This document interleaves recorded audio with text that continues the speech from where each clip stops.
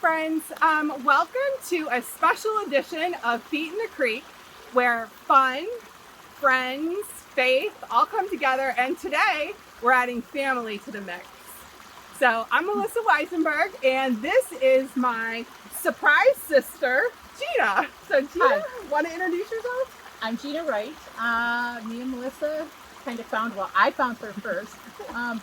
It seems like a zillion years now, but it's only been a few years, I think. Only a few. So what I wanted to talk about a little bit in this episode today, and it's going to be a quick one. It's a special edition. As you can see, my Creek sisters, Carrie and Rachel, aren't here.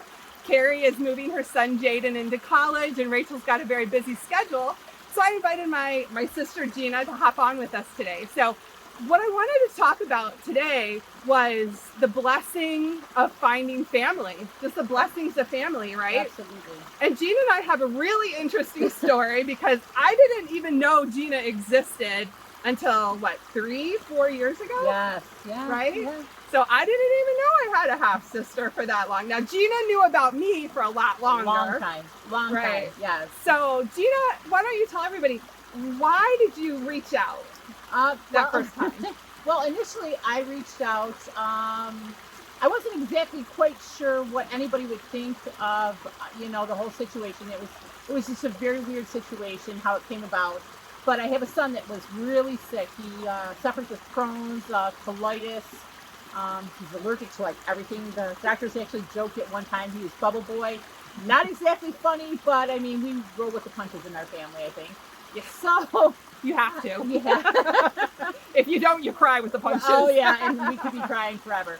But so I initially I had known about her for probably about 10-15 years. And one day I'm just like, I couldn't get to the bottom of it. They had asked me 55 times, hey, there's got to be somebody in the family that suffers from these conditions. What can we do? You got to find some background. My mother's family was a no-go. She was a foster child, so it was up to me to find my father's family. So I didn't know exactly how to get a hold of her. It wasn't like I could find her on Facebook. I knew at one point where she had lived, so I put a note in a mailbox and never heard nothing from it. That. Yeah. And then I think I reached out to her brother. It was Facebook. You reached out to my brother-in-law. Yes. Yeah. And that was... And what a fun story that was, because I had to say, hey, funny story. So long story Yeah. short, Gina ends up reaching out, and to say it was a surprise is an understatement, right? And I didn't take it really well at first. No, I think we both, you questioned it a lot. I did, because I wasn't sure, it was the 60s after all. Peace and love.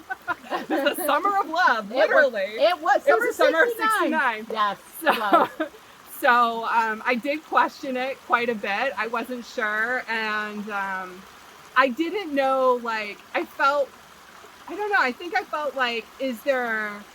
why is she reaching out? I wanted to know why is she doing this, And I would have been skeptical too, because I'm like, why now? I mean, why now? Because I had known for quite a while, and I even said I had known for a while. But I think I wanted to so many times, but I was it's one of those things like, hey, if somebody showed up on my door and said, hey, I'm your sister, hello, I'd be like, I didn't handle it well. So I think my idea of my nice little family of four, my traditional family of four, mom and dad still together, 2 kids, that idea just kind of went blew it right out of the water. It literally. did. So I think that was hard for me. I think there was a period of grieving what I thought my family looked like. And what does this mean going forward? And so that was really hard. But I will say that my surprise sister has been the best surprise of my entire life. Mine too. Honestly. And yes, I thank God to this day, because when I first met you, I said, listen, this isn't about sisters. This isn't about fathers or mothers or whoever. It isn't about anybody else. I just need to know. I need to know health-wise. Yeah. What road I'm going to go down, or where I can find answers. So I don't. It was all about your son at that point. It was like, let's get answers for him, and that's all we need. I didn't want to disrupt anybody's life. Yeah. But we talked here and there about family and find all these things that were so similar. I know. And at the beginning, I remember I'm like, oh dear God, please, I'm counting months. I'm like, when was your birthday? When did my dad meet my mom? And I'm like, I'm pulling out fingers and toes, counting, right? Trying to make sure that It was quite a while before they even met. Trying to make sure that this revelation would not impact my parents at all. That was the whole thing. That was my big thing. And we all worried about that. And Yeah. I knew your mom, my friend Jules. She's like, she's the sweetest woman in the world. I'm like, oh man, like, I I don't can't hurt even. my mom. Yeah, we didn't want to even bring this up. I just needed family history. So Yeah. reaching out to you was the best way to not involve anybody else Yeah. and get the answers I needed Yeah. to. But then we found. But then we found each other, and the thing is, it is crazy. I mean, we could almost be twins. Should be twins. We should be twins with the amount of stuff we just have in common. Everything. And we found another thing today. Longenberger. Who doesn't know Longenberger baskets. We found that today. It's like every single thing we taught, like everything? there might be like cilantro. I don't like it. I don't like it because it tastes like dish soap to me. Okay. See, I thought that was something we did. I eat it because it's supposed to go in Mexican food. I don't necessarily like it. So it has just been a really wonderful journey, finding Gina, finding a best friend. Yes. Really, I mean, I call her now all the time. We talk all the time. Right, All and the my time. other sister too. You know, we Yes. talk with her too, and it's been nice. And I think for us, well, for me, I'll speak for myself.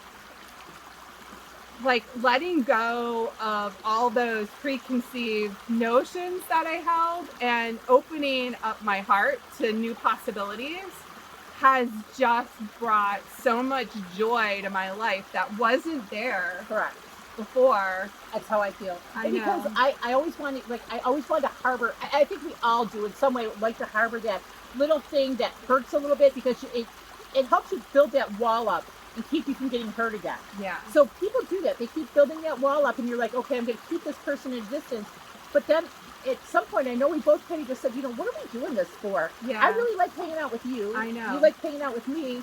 We have a great time, and we have so much in There's common. so much in common. I mean, it's everything. And I felt like I'd always been missing a piece. Yeah. Anyway, and I really did. I always grew up in my other sisters from that side of the family.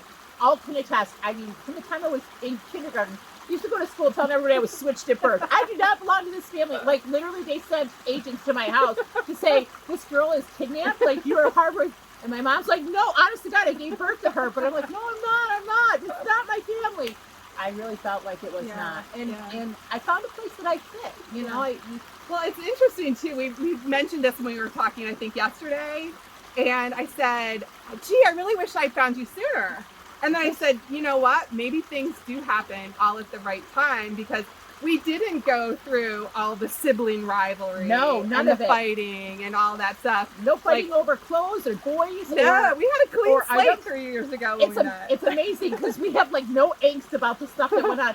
And like anything that we had about harboring like the feelings, what happened before us, that's Yeah. really not our problem. It's not us. It's not us. We should have no guilt. And why let ourselves be punished for nothing that's not even a punishable offense anyway? I know. Yeah. So at some point you just got to say, you know what, clean slate. Who cares about this? Let's just move forward. Yeah, Because exactly. forward it's a great place. it's a great place. It's a great So what would you say your words of wisdom? What would be your final thing that you want to say about? Stop worrying about the past. Stop worrying about things that you don't have control over and letting them keep you from having that inner joy. Because when you build up that wall, you're not letting the things in that mean the most. Yeah. And I'll be honest, 4 years ago, somebody would have said, she's going to be your best friend. I would have been like, forget that. And now, if I couldn't imagine living a life without you. I couldn't either. I I really cannot. couldn't. You're tearing up. I know, and I'm not sensitive. I cry all the She's time. the sensitive one. I cry. I am not. But I'm so glad I found you. Or you found me. I found her. Yes, I did. Hey, I can't find my car keys, but I found a sister. And I'm so happy for that. So, all right. Well, that was your surprise edition in our alternative creek because Right. the creek we usually hang out in is It's like 4 foot deep, and it's, like moving really fast. Yeah. I'm like, yeah, this is it. So we found we found another creek that's just equally awesome. So until our next episode, hopefully next week, take care, God bless, and we'll see you again soon. So Bye. bye.